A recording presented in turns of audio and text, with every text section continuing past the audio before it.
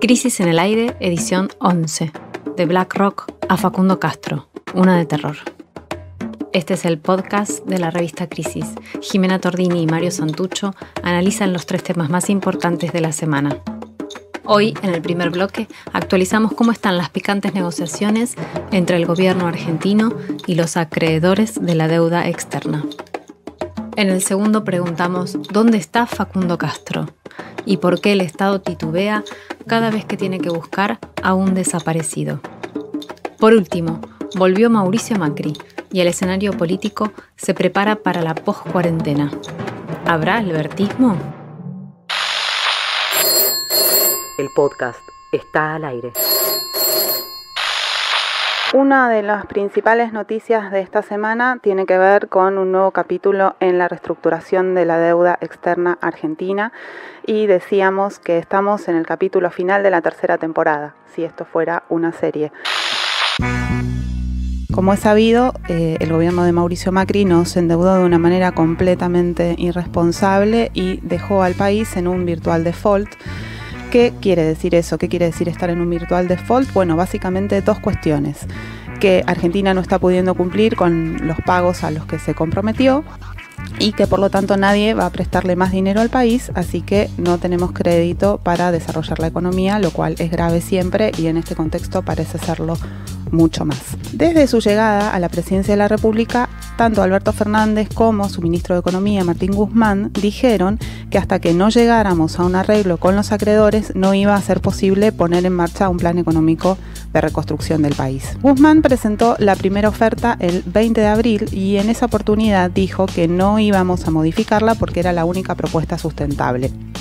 Bueno, sin embargo, el último lunes de la semana que pasó, el ministro presentó una nueva oferta. Para saber cuánto concedimos hasta el momento, entre esos dos momentos que situábamos recién, hablamos con Pablo Nemiña. Pablo Nemiña es sociólogo, investigador en Flaxo, autor del libro Neoliberalismo y Desendeudamiento, la relación Argentina-FMI, y nos explicó esto que vamos a escuchar ahora. La Argentina propuso 3 ofertas de canje, 2 formales y una informal. Desde la primera a la última, la más reciente que presentó en la SEC, planteó mejoras sustantivas que demuestran una buena fe y una disposición constructiva a negociar con los acreedores. Entre las principales mejoras hay que destacar el reconocimiento de los intereses devengados sobre los nuevos títulos que se emitan, la reducción del periodo de gracia del 2023 al 2021, esto es los años en los cuales no había pagos, la reducción de la quita promedio en el capital del 5 al nada más del 2%, un aumento del cupón de intereses promedio del 2,9 al 3,5 promedio y el mantenimiento de los contratos 2005, es decir, el indenture, es decir, las cláusulas del 2005 para los bonos emitidos durante el canje Kirchner y Labaña, que implica reconocerles cláusulas de acción colectiva más favorables para los acreedores. Todas estas mejoras han derivado en reconocimientos de pagos por más de 13.000 millones de dólares. Pese a todas estas mejoras, 2 de los 3 grupos grandes de acreedores, de los más importantes comités de acreedores se llaman, rechazaron el jueves, precisamente el 9 de julio, rechazaron la oferta, ¿no? Por un lado, ADOC, que está liderado por el fondo BlackRock, muy mencionado durante estos meses, porque es el fondo más grande del mundo, el fondo de inversión, y que es el más duro también en la negociación con Argentina. Y también Exchange, que es otro grupo que reúne fundamentalmente a los poseedores de bono de la época de Labaña y de Néstor Kirchner, o sea, el canje del 2005.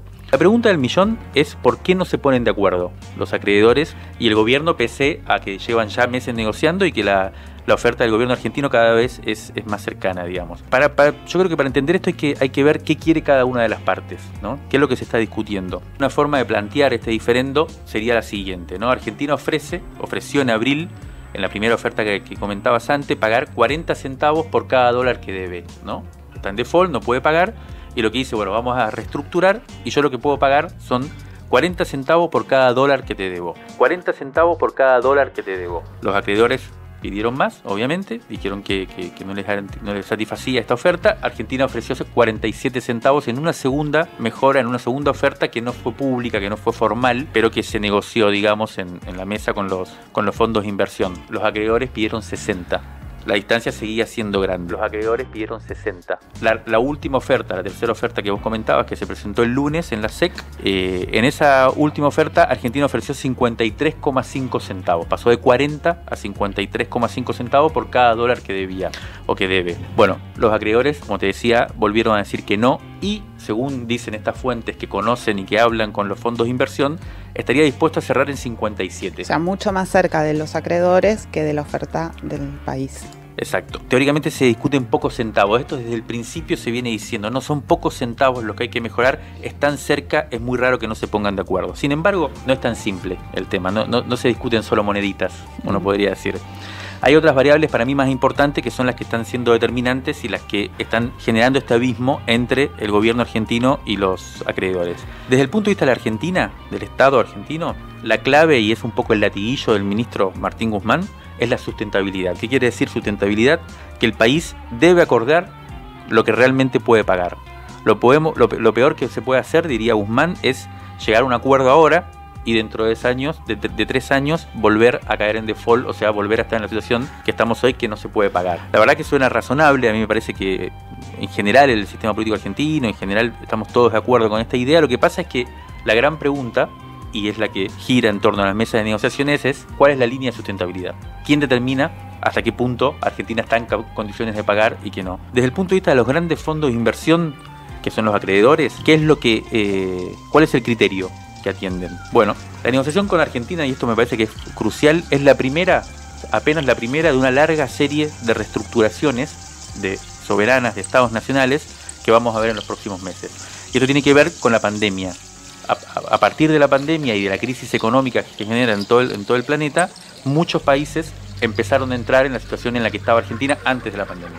O sea, empezaron a entrar en situación de default y por lo tanto de tener que reestructurar la deuda. Entonces, ¿qué pasa? Que la Argentina se convierte en un caso testigo. Por lo tanto, ¿qué quiere decir que sea un caso testigo? Que es que la quita que consiga nuestro país va a ser un poco un punto de referencia para los que vienen. Por lo tanto, a los fondos de inversión no les conviene que sea muy baja la quita, o sea, muy alta la quita, muy baja la oferta. Un dato adicional es que Ecuador, que tenía que negociar más adelante, adelantó su negociación y cerró esta semana con BlackRock precisamente un acuerdo más favorable para BlackRock que el que plantea Argentina. Se dice que cerró por 60 centavos por cada dólar cuando nosotros estamos ofreciendo 53,5. ¿Qué es lo que pasa entonces? Parecería que cada uno, por supuesto, tiene intereses diferentes y sobre todo habla en lenguajes diferentes. El gobierno argentino y los fondos de inversión, y quizás ese sea, para mí un poco, ese es el punto de dificultad por el cual no se está llegando a un acuerdo. Hay algo más complicado aún que este panorama que vos describías, que es que esta negociación es solo el primer capítulo de uno que vendrá después. ¿Y por qué? A ver, para pasar un poco en números la situación de la deuda. La deuda bruta de la Argentina hoy es de 320.000 millones de dólares. Lo que estamos discutiendo ahora en esta negociación que reseñábamos son 68.000 millones de dólares. Es más o menos el 20% de la deuda total que tiene la Argentina. ¿Dónde está el otro porcentaje mucho más grande? En las instituciones financieras internacionales, la más importante de ellas, el Fondo Monetario Internacional.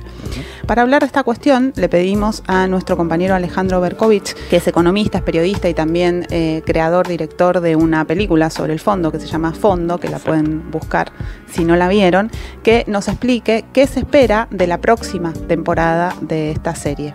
Una vez que el gobierno termine de negociar a fin de mes con los acreedores privados, va a empezar la discusión más larga y más determinante, que es con el Fondo Monetario. El Fondo Monetario hasta ahora viene mostrándose como un aliado de Argentina porque procura que los acreedores privados se hagan cargo del costo de haberle prestado a una Argentina inviable y con deuda insostenible.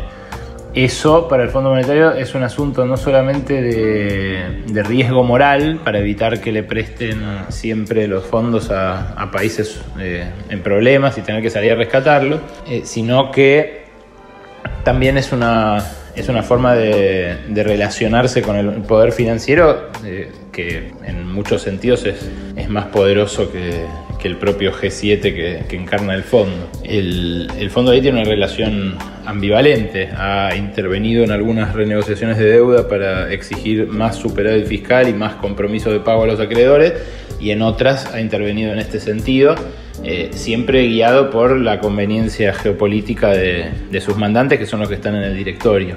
En este caso, el bloque de acreedores tiene a la cabeza a Larry Fink, que es el jefe de BlackRock, que ahora está volviendo a sonar como un potencial secretario del Tesoro en un eventual gobierno demócrata, y sabemos que Biden está 10 puntos arriba de Trump en las últimas encuestas de las elecciones de fin de año. Así que esa ambivalencia va a seguir jugando, pero la gran pregunta es si el Fondo Monetario no va a cambiar su actitud en pocas semanas, cuando empiece la negociación por los 44.000 millones de dólares que dejó Macri de deuda privilegiada con el fondo, porque esta deuda no puede ser por estatuto del fondo sujeto a quitas, y en cambio puede ser objeto de una renegociación, pero donde entran a jugar otro problema, que son las condicionalidades. Hasta ahora Guzmán tuvo buena relación y la exhibió y se jacta de ella con Cristalina Georgieva, pero no porque Cristalina Georgieva sea más buena que Lagarde, sino porque no llegó al punto de exigirle que baje las jubilaciones o que le recorte el presupuesto a los hospitales. Parece sugerir el gobierno que Cristalina no lo haría. Yo ahí tengo mis dudas. Me parece que lo haría sin ningún problema. Digo, conociendo la historia del fondo, el rol que jugó históricamente y la estructura de poder que lo rige. La cuestión es si van a poder maniobrar en esa negociación, evitando que la discusión lleve a un ajuste en plena reconstrucción después de la pandemia. Ahí el desafío es más político que otra cosa, y va a tener que ver también con las alianzas que se puedan establecer con los países para esa reconstrucción. Es un poco la muñeca que mostró el gobierno apenas asumió, cuando tejió alianzas para que el Fondo Monetario cambiara esa actitud, pero ahora más difícil porque hay 44.000 millones de dólares de por medio, y esa guita la van a querer recuperar los países accionistas, pero además no van a querer que Argentina siente un mal precedente de rebelde que se sale con la suya. Me parece que ahí el fondo va a mostrar su peor cara de vuelta.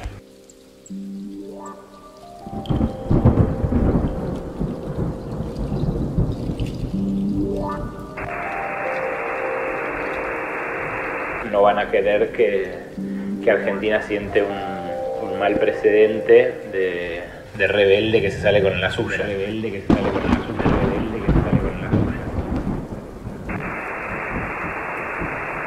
Justo esta semana se cumplió el jueves, ¿no?, un nuevo aniversario de la Declaración de Independencia Argentina, y es impresionante porque pasaron 204 años desde entonces, y creo que la soberanía nacional, y este episodio lo pone claramente en evidencia, sigue siendo un anhelo todavía difícil de lograr, ¿no? Y acá lo preocupante es que hay algo que parece estar fuera del campo de nuestras posibilidades, ¿no? Hay algo que efectivamente nos impide o nos limita la soberanía en esta discusión, y es la imposibilidad de desconocer esta deuda. Es una incapacidad que nos impide elegir soberanamente, no pagar la deuda, para priorizar otra cosa que se ha dicho que es bastante más importante, que es la deuda interna. Ya sabemos que las cesiones, esta forma de ceder permanentemente en la negociación, porque no tenemos tanta fuerza, lo que nos está llevando es de vuelta a una situación en la cual vamos a estar cada vez con menos posibilidades de pago y de crecimiento, sobre todo, ¿no?, y de desarrollo de nuestra economía. Pero el tema más de fondo no es solo que es éticamente incómodo, como decía, y económicamente inviable, sino que además es esta imposibilidad de decidir no pagar es la que nos pone en una posición de debilidad. en la que no nos queda otra cosa que seguir cediendo e hipotecando el futuro. O sea, esa misma imposibilidad de definir es la que nos pone débiles. Entonces estamos entre la espada de unos acreedores que nos van a exprimir hasta la última gota de sangre y la pared de un default que es el cuco que nos paraliza. Y yo te diría, si te parece, cerrar con una frase famosa de San Martín, que tanto hemos repetido, que repetimos una y otra vez, que traemos porque la verdad que es bastante impresionante, pero que yo creo que hoy podemos decir que siempre ha sido muy muy difícil de poner en práctica, ¿no? Y es esa frase de seamos libres y lo demás no importa nada. Y lo demás no importa nada. Y lo demás no importa nada.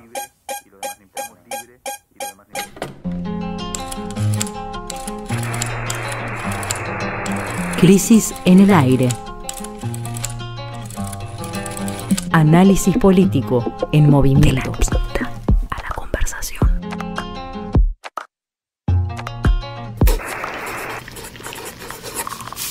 Revistacrisis.com.ar. ¿Dónde está Facundo Castro? Esta pregunta marcó la semana que está terminando y todavía hoy, sábado, no tiene respuesta. Facundo tiene 22 años, es oriundo de Pedro Luro. Pedro Luro es un pueblo que está al sur de la provincia de Buenos Aires, donde viven unas 10.000 personas. El 30 de abril, Facundo salió desde allí hacia Bahía Blanca con el plan de ir a ver a su exnovia, de la que se había separado en el verano.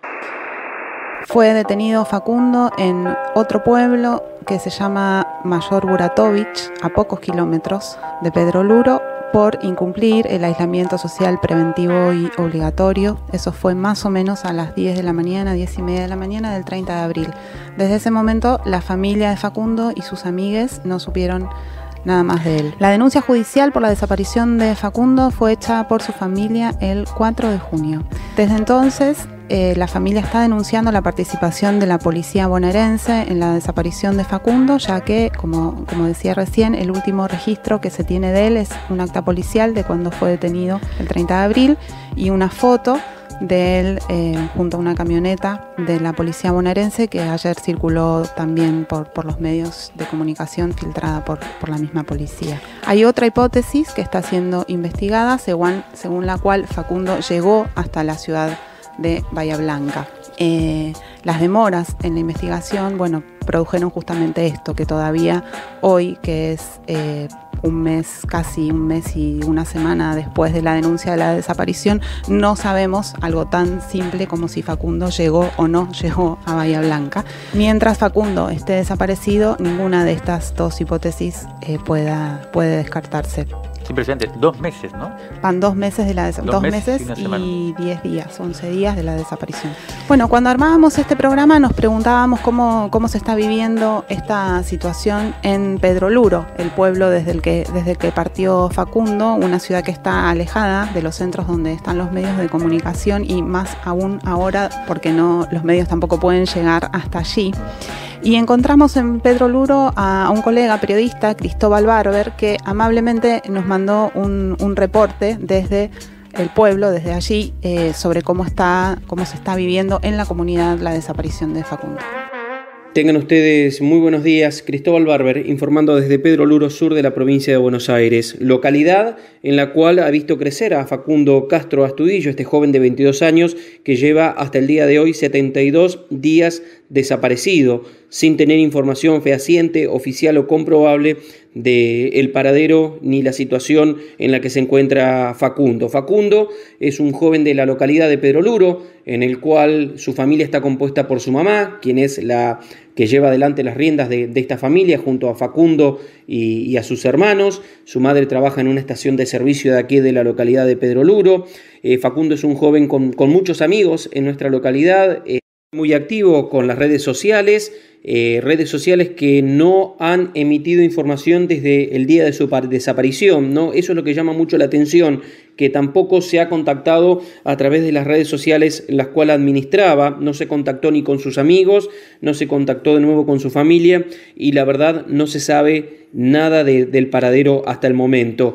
En estos últimos días, las últimas horas, sabemos muy bien que la justicia provincial se ha apartado del caso de la investigación detención de Facundo y empieza a llevar adelante las riendas la Justicia Federal. Justicia Federal en el cual específicamente el miércoles ha allanado la subestación policial de Mayor Buratovich, ha llevado libros de registros, ha sacado para investigar a 2 móviles policiales, 4 teléfonos celulares del personal de servicio que se encontraba ese día, con el objetivo de recabar información importante para la causa y para tratar de esclarecer qué fue lo que pasó con Facundo Castro. ¿Dónde se encuentra Facundo Castro hasta el día de hoy? Es una incertidumbre que preocupa y ocupa mucho a nuestra comunidad, ya que hoy sábado, a partir de la hora 14:30, va a haber una movilización, una marcha pacífica de vecinos autoconvocados,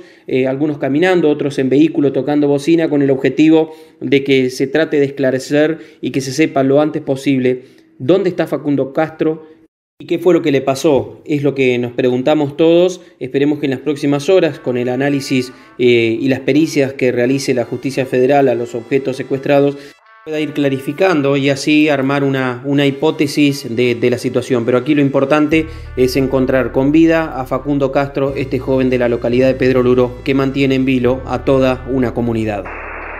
2 meses y una semana, como decíamos antes, y 10 días sin que aparezca Facundo.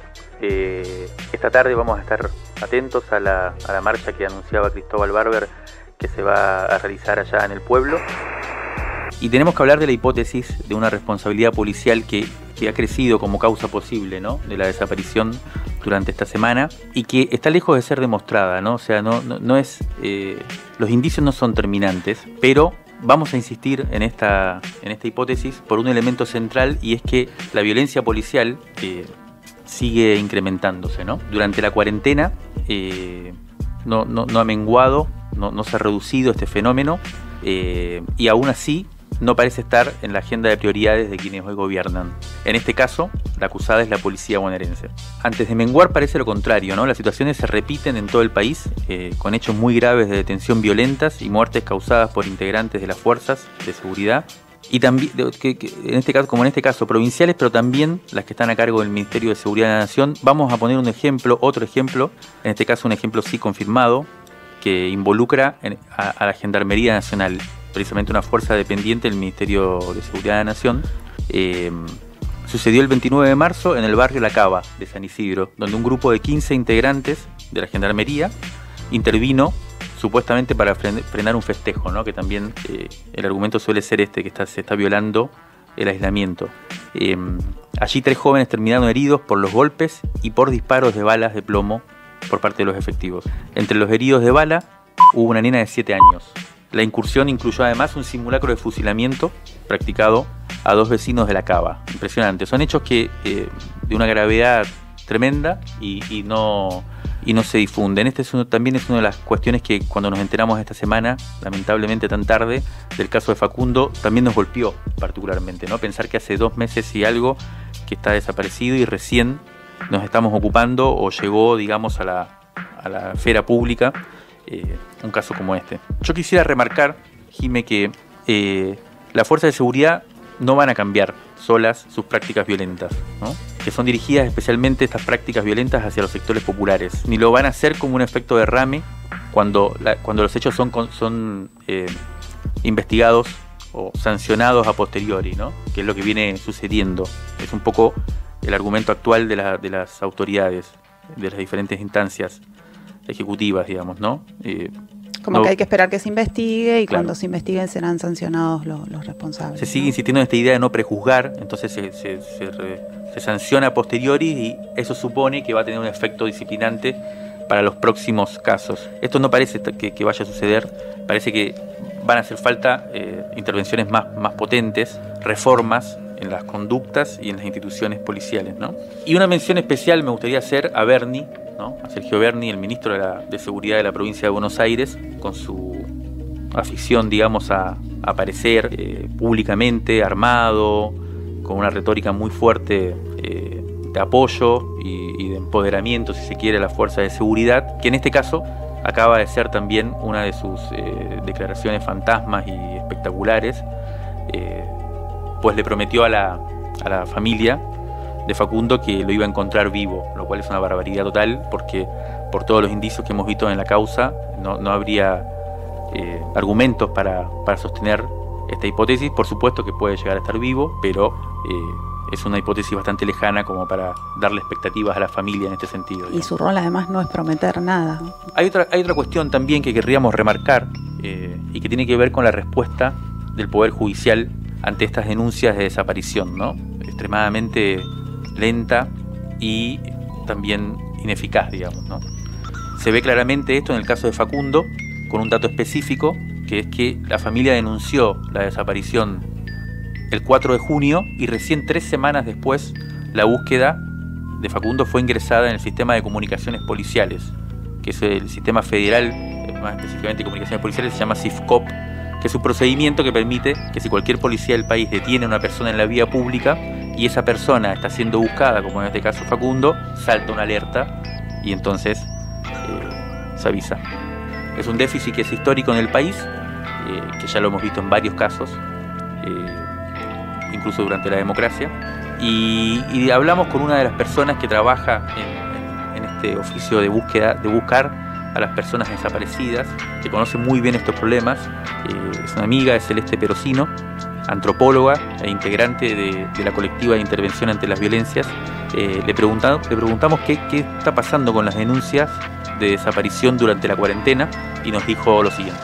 100 días decretado el aislamiento social preventivo y obligatorio, ya tenemos algunos indicadores para pensar el fenómeno de la desaparición en el marco del COVID-19. Fuentes del Ministerio de Seguridad me comentaban hace un par de semanas que el número de denuncias de desaparición en cuarentena se mantiene estable con respecto al mismo periodo del año pasado. Sin embargo, las denuncias por violencia de género y femicidios y travesticidios han aumentado exponencialmente. Mientras esto ocurre acá en Argentina, en México, y lo traigo porque quizás nos ayuda a entender lo que pasa acá, integrantes del equipo mexicano de antropología forense me referenciaban que no solo están viviendo un aumento de la violencia machista y los femicidios, sino también un incremento significativo de las desapariciones. Con mis compañeras de la colectiva de intervención ante las violencias, identificamos una serie de falencias históricas en el modo en que el Estado gestiona las búsquedas que se están viendo amplificadas en el marco de la pandemia. Por ejemplo, las denuncias. Muchas personas no saben que pueden salir de sus hogares para denunciar. A esto se le suma que, superado este primer gran obstáculo, las familias se enfrentan a fuerzas de seguridad que operan bajo la lógica de que tienen que pasar 24 o 48 horas para poderles tomar la denuncia. Hay una ralentización de los tiempos. Este contexto, la feria judicial y las guardias establecidas en los organismos resultan en un obstáculo más ante la necesidad imperiosa de encontrar una persona. Saturación de morgues, hospitales y cementerios. La pandemia generó un alto tráfico de cadáveres y la búsqueda de una persona en el aparato burocrático estatal, que es siempre complicado por los problemas de registro y los faltantes de documentación, se están profundizando enormemente. Las líneas de denuncias colapsadas. Muchas jurisdicciones, ante el aumento de las llamadas, no han previstos mecanismos de contención de este incremento, a lo que se le suma que las trabajadoras de estas líneas de asistencia se encuentran precarizadas. Finalmente, desidia en la recolección de las muestras. Este contexto hace que se llegue tarde a la identificación de los lugares de los hechos o el lugar de descarte de los cuerpos, por lo que se pierde evidencia relevante, incluidos los reparos del personal policial y morgues en el manejo de los cadáveres ante la posibilidad de eventuales contagios. Creo que este diagnóstico rápido nos puede ayudar a pensar cómo se está dando el fenómeno de la desaparición hoy en el marco de la pandemia.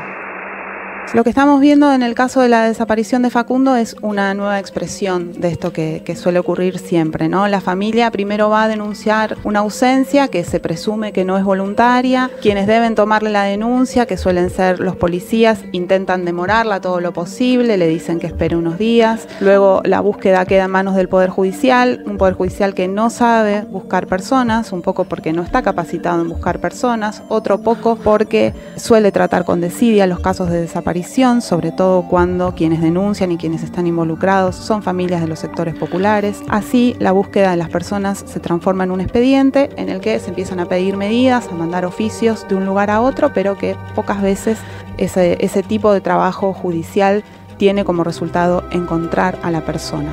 Así los días pasan y las personas no aparecen.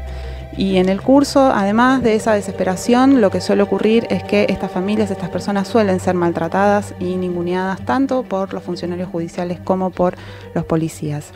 ¿Qué ocurre? Solo si las familias logran que la búsqueda de la persona que les falta se nacionalice, se convierte en un tema público, como decías Mario vos antes, recién cuando eso adquiere mucho volumen en la conversación pública, los engranajes de la búsqueda se empiezan a mover, ¿no? Recién cuando, esto exactamente pasó en el caso de Facundo, recién la semana pasada, 4 semanas después de que la justicia tenía la denuncia, cuando el caso llegó a Buenos Aires, llegó a los medios nacionales empezaron a ocupar, esa presión logró que se empiece a mover la rueda, se empiece a construir como un caso y las autoridades empiecen a, de alguna manera, demandar que el engranaje que debe buscar a las personas se active. Este cuadro nos deja algunas preguntas para hacernos. Una es por qué el Estado no busca a un desaparecido o a una desaparecida solo por su condición de tal.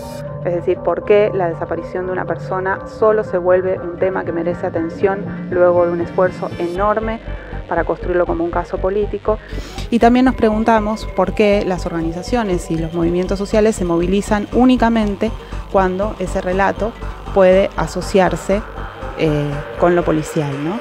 ¿Por qué a Facundo Castro lo estamos buscando recién hoy? ¿Por qué recién hoy, después de 2 meses, nos estamos preguntando dónde está Facundo Castro?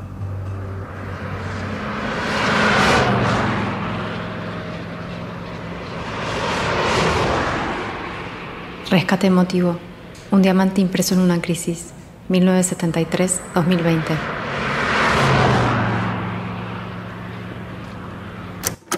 Crisis 24. Abril de 1975. La joven poeta Diana Velesi sale de mochilera en 1969, dispuesta a recorrer América. Años después, desde su domicilio transitorio en Nueva York, comparte sus experiencias como obrera en una fábrica metalúrgica. Esto cuenta en la crónica publicada.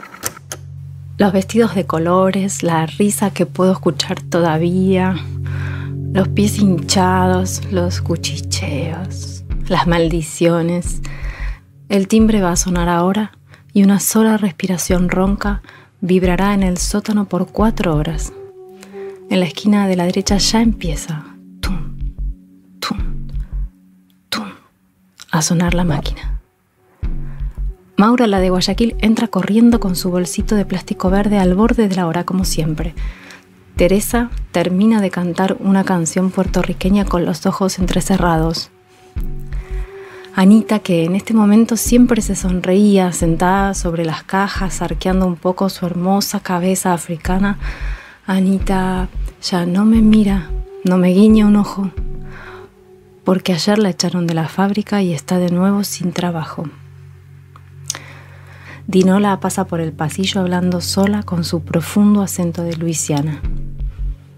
Me mira y me regala una naranja, brillosita como el sol. Hermosas somos. 200 mujeres fuertes haciéndonos el día todo el día. Diana Velesi es poeta y escritora feminista. En sus derivas como mochilera durante más de 6 años en los 70, llegó a Estados Unidos, en donde aprendió inglés rodeada de obreras negras, afroamericanas y latinas. Aquella nota que salió publicada en Crisis hace tantos años, ya una vida entera. Y sin embargo recuerdo la naranja brillosita de Dinola como si todavía entrara el sol en el sótano de la fábrica metalúrgica, o la cabeza africana de Anita tan hermosa. ¿Qué habrá sido de Anita y de Dinola y de todas las mujeres que me acompañaron durante aquel año en la fábrica? También me acuerdo de Juancito Helmer recibiendo esta nota y decidiendo publicarla en Crisis. Y ahí lo conocí y desde entonces fuimos amigos hasta su muerte. Esas son como las 2 cosas que aparecen más fuertemente en mí. Aquellos días de fuego y de oscuridad en la fábrica y esas caras hermosas de esas 200 mujeres que me acompañaban y la cara de Juancito diciéndome que le había gustado mucho la nota. Y ya no sé de qué más hablarte, creo que lo voy a cortar acá. Un beso y muchas gracias. Hay un refrán que dicen que el que se va sin que lo echen vuelve sin que lo llamen, y ahora nos vamos a preguntar, ¿y el que se va porque lo echan, por qué vuelve? ¿No? Porque volvió Macri esta semana. ¿Qué pasó?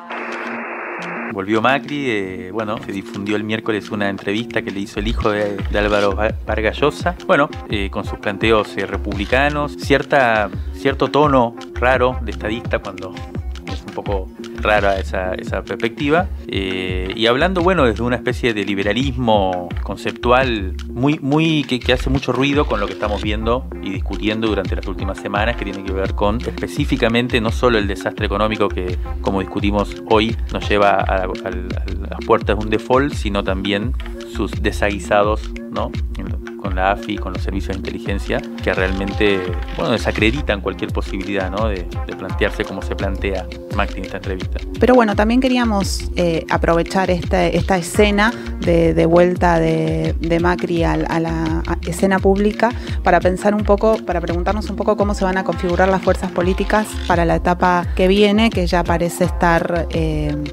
comenzando a aparecer con fuerza, ¿no? Esta idea de, se termina la pandemia, de hecho en la mayor parte por lo menos la cuarentena. Por lo menos la cuarentena, por lo menos en la mayor parte del territorio nacional ya es así, y empiezan a aparecer, las pujas políticas que pueden caracterizar los próximos meses, por lo menos hasta las elecciones de medio término que serían el año que viene.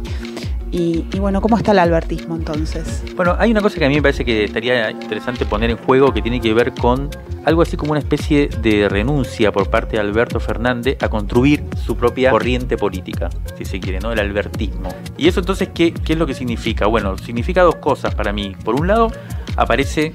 Ya empieza a aparecer incluso en el discurso del 9 de julio, ¿no?, del jueves a la mañana, del marco de la fecha patria por parte de Alberto Fernández, de vuelta una convocatoria a cierta idea de transversalidad, pero que se empieza, según los diarios de hoy, de ayer, vuelve a aparecer una idea para la post-cuarentena que ya venía siendo parte del repertorio del gobierno en la prepandemia, ¿no?, que es esta idea de una especie de acuerdo social. La concertación. Exactamente, una especie de unidad nacional, pero en donde no se interpela tanto a los sectores políticos, no es tanto un acuerdo de partidos, sino que es un acuerdo con ciertas instituciones de la sociedad, lo que algunos llaman corporaciones, pero donde tienen mucha fuerza los empresarios a través de la UIA y de otras cámaras empresarias, aparece el movimiento obrero a través de la CGT, aparece la iglesia con mucha fuerza, y uno podría decir que es una especie de panorama más dualdista del 2002 que nestorista del 2003, que es lo que siempre aparece en el imaginario fuerte, ¿no?, del kirchnerismo cuando se trata de remitirse a una fecha histórica en la cual anclar el gobierno que se inicia, ¿no? Y después el otro elemento clave tiene que ver con la relación, con cuáles son los grupos políticos que quedan con fuerza en el oficialismo a partir de esta renuncia, si se quiere, construir el albertismo. Y ahí vimos una foto Máximo Massa, ¿no?, esta semana. Aparecen dos grandes grupos, por un lado el kirchnerismo, con la figura de Cristina como baluarte, pero con la cámpora como estructura de acumulación política muy fuerte, y por otro lado Massa representando a ese peronismo que no quiere reconocer el liderazgo de Cristina.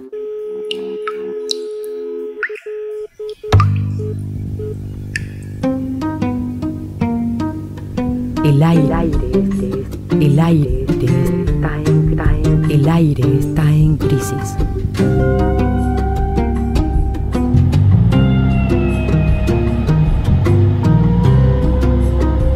Crisis. En el aire.